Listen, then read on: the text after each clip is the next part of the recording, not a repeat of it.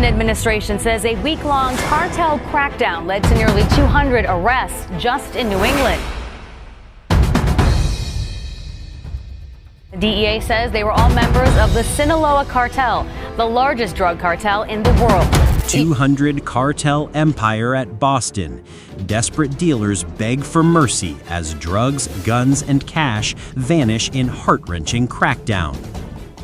The DEA and ICE have just executed one of the most sweeping anti-cartel crackdowns in recent U.S. history, and the battlefield wasn't the southern border or a remote desert crossing.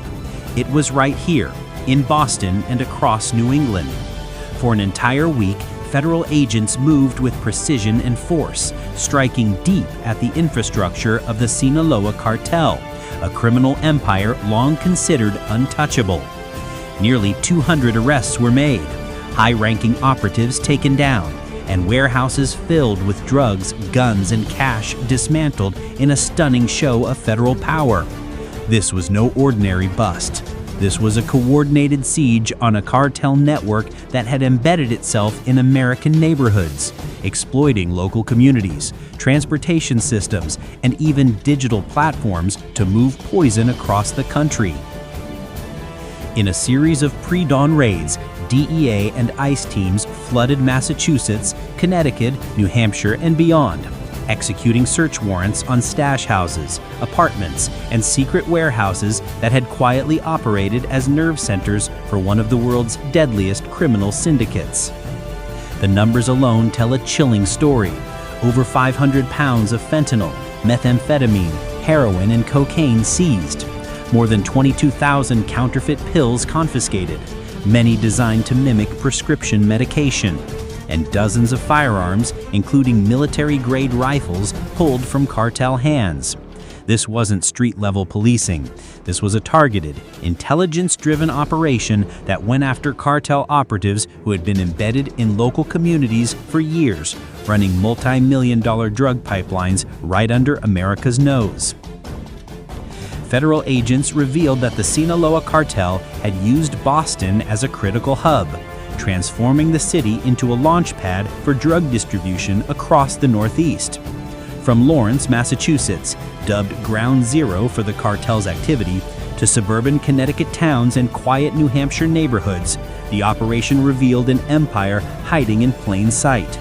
Cartel couriers moved freely through rideshare services, commercial shipping routes, and even the U.S. mail system, ensuring that fentanyl-laced pills and other deadly narcotics could arrive at a buyer's doorstep with a single tap on a phone. It was a system designed for efficiency and anonymity, one that turned every smartphone into a potential drug market.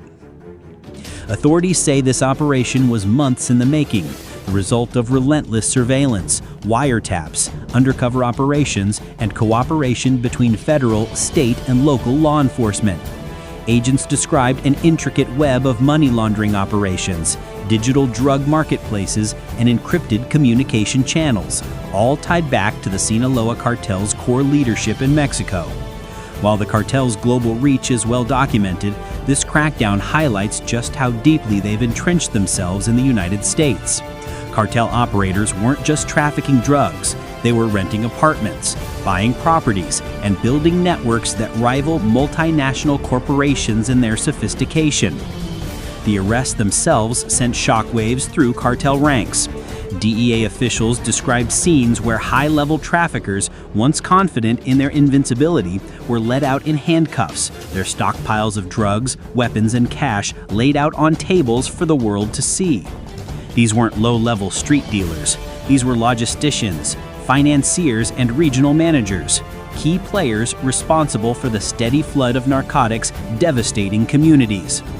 ICE Homeland Security Investigations, HSI agents, were instrumental in tracking the movement of cartel operatives, using immigration records, financial tracing, and undercover informants to identify ringleaders hiding in plain sight. The drug seizure totals alone are staggering. More than 200 pounds of fentanyl, enough to kill millions, was intercepted before reaching the streets. Agents also seized crystal methamphetamine in quantities that law enforcement described as industrial, along with heroin, cocaine, and counterfeit oxycodone pills stamped with markings identical to legitimate pharmaceuticals. Each pill seized represents a potential life saved, a stark reminder of the thin line between survival and tragedy in America's opioid crisis. But drugs weren't the only thing uncovered. Agents also found caches of military-grade weapons, including AR-15 rifles, handguns with extended magazines, and thousands of rounds of ammunition. Stacks of cash, sometimes hidden in walls or disguised as legitimate business earnings, painted a picture of a cartel operation generating millions of dollars every week. Some raids even revealed drug production facilities within U.S. borders, where cartel chemists operated with precision to cut and press counterfeit pills. Boston, a city long known for its rich history and academic institutions, has now emerged as a central battleground in the war against cartels. Federal officials revealed that Lawrence, a city just north of Boston, functioned as the primary staging ground for fentanyl distribution across the Northeast. Drugs would arrive in bulk, often smuggled through sophisticated cross-border supply chains, and then be broken down into smaller shipments for distribution. Connecticut bore the brunt of cartel infiltration, with the largest number of arrests, over 70, occurring in towns and suburbs that had quietly become hotbeds of narcotics trafficking. In New Hampshire, a major operation in Franklin dismantled a cartel safe house that had been supplying deadly substances throughout rural communities. Perhaps most disturbingly, investigators revealed that the cartel's reach extended beyond physical networks.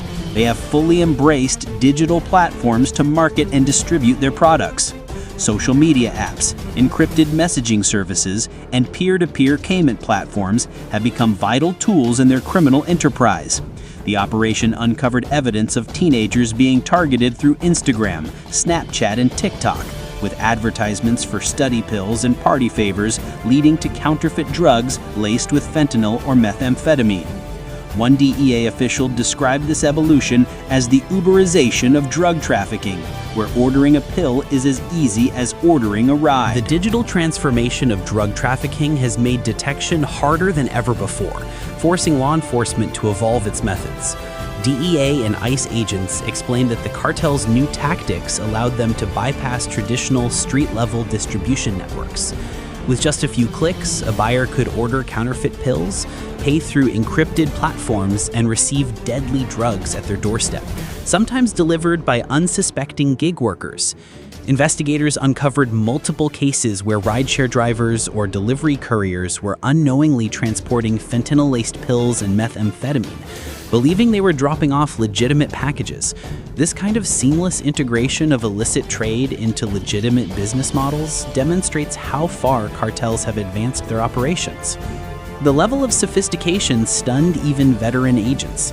Cartel members operated like logistics professionals, managing supply chains with meticulous detail, tracking shipments with encrypted apps, and coordinating drop-offs using GPS technology. Each aspect of their operation was optimized for efficiency, minimizing their exposure to law enforcement while maximizing profits.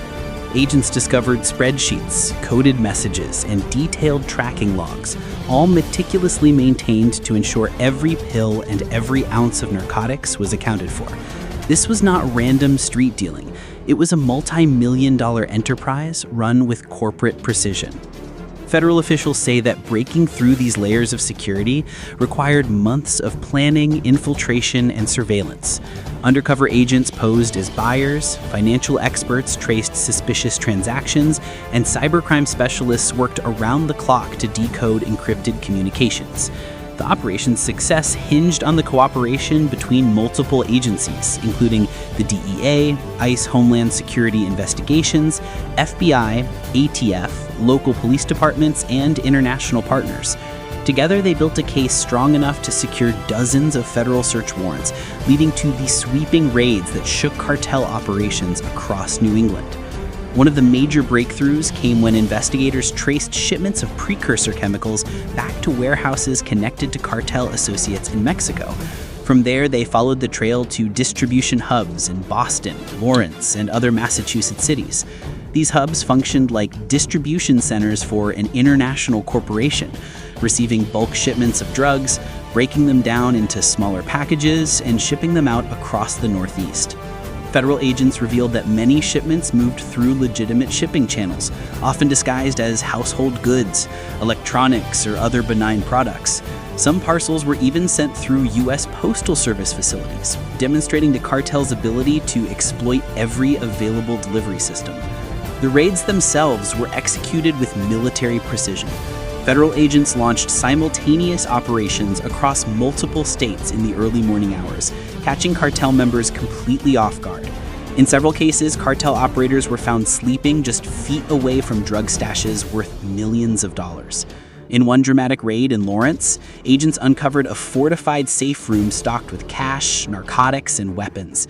Another raid in Connecticut revealed a hidden basement compartment containing thousands of counterfeit oxycodone pills and assault rifles.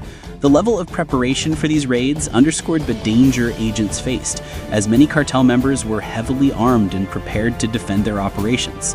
Law enforcement officials emphasized that these were not random arrests. Each target was carefully selected based on their role in the cartel's hierarchy. Rather than focusing solely on low-level street dealers, this operation aimed to decapitate the leadership structure in New England, removing key decision-makers, financiers, and coordinators. ICE HSI agents played a crucial role in mapping the organizational chart, identifying cartel members who had been living under assumed names and uncovering their connections to Mexican leadership. This intelligence-driven approach allowed federal agents to deliver a crippling blow to the cartel's regional operations in one swift strike. The scale of drug seizures paints a sobering picture of the crisis facing the United States. Officials displayed tables lined with bricks of fentanyl, methamphetamine, and heroin, each representing thousands of potential overdoses. They also showcased counterfeit pills stamped with M30 and Adderall markings, visually indistinguishable from legitimate medication. DEA experts warned that 5 out of every 10 counterfeit pills seized in this operation contained a lethal dose of fentanyl, emphasizing that even a single pill could kill. The agency's message was clear: if a pill didn't come directly from a pharmacy, it's not worth the risk. The crackdown also exposed the cartel's ruthless business model. Agents revealed evidence showing that overdose deaths were not considered setbacks, but rather an accepted cost of doing business. In internal messages uncovered during the investigation, cartel members discussed marketing strategies, pricing models, and distribution routes with chilling indifference to the devastation they were causing. To them, death is just collateral damage, said one DEA special agent. If someone overdoses, they don't see it as a tragedy. They see it as a business expense. Their only concern is profit. Beyond drugs and weapons, the operation revealed a sprawling network of financial crimes. ICE HSI investigators uncovered elaborate money laundering schemes designed to funnel billions of dollars in drug profits back to Mexico and other cartel-controlled territories. Some funds were moved through cryptocurrency exchanges, while others flowed through shell corporations and seemingly legitimate businesses. Agents seized millions in cash during the raids, much of it hidden in walls, ceilings, and furniture. One Connecticut raid uncovered $1.2 million in cash, vacuum-sealed in plastic bags, and stashed in a false wall, illustrating the extreme measures cartels take to hide their wealth. This takedown has been described as one of the largest joint DEA ICE operations in recent years, but officials say it's only a small part of a much larger battle. The Sinaloa cartel remains one of the most powerful criminal organizations in the world, with operations spanning over 40 countries. Their shift from traditional drugs like cocaine and heroin to synthetic narcotics like fentanyl has made their empire even more dangerous. These synthetic drugs are cheaper to produce, easier to transport, and exponentially more lethal, allowing cartels to maximize profits while minimizing risk. Federal agents emphasize that this week-long crackdown is a model for future operations. Rather than focusing on intercepting drugs at the border, they're targeting the distribution networks inside the United States, where cartels feel safest. This strategy allows law enforcement to dismantle entire supply chains, disrupt cash flows, and send a message that there's no safe haven for cartel operatives on U.S. soil. Officials say that these arrests will not only